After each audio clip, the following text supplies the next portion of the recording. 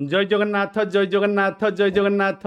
आध्यात्मिकता को प्रश्न थिला मरिबा परे तो प्राण यानी सूक्ष्म शरीर बाहरी जाए पुणी झिटिपिटिर लांगुड़ कटिगला परे छटपट डाकु थाए किपरि उत्तर हेउची सेथिरे प्राण थिबारु ही छटपट हेउथाए प्राण शरीररु धीरे धीरे बाहरे तेणु केही मरिबा परे हठात अग्नि रे शव सत्कार न करी अधघंटा पर्यंत भगवान नाम संकीर्तन करिबा उचित। प्राण वायु बिना कौनसी क्रिया हेबा संभव नुहे। शरीरर समस्त क्रिया प्राण मानक द्वारा ही हेइथाय। प्राण मानक जोगु ही गमनागमन संभव होइथाय। बल मध्य वायु रे ही थाय। वायुपुत्र हेइथिबारु हनुमान ओ भीम बहुत बड़ बलवान। कौनसी ओजनिया जिनिस उठाइला बेले श्वास बा वायु बंद करी उठा जाए। श्वासक्रिया चालू रखी ओजनिया जिनिस उठाई हुए नहीं। तेणु झिटिपिटिर लांगुड़ कटिगले सुद्धा सेइथिरे प्राण माने वायु रही थाए। हे वायुर शक्ति थाए प्राण वायुर।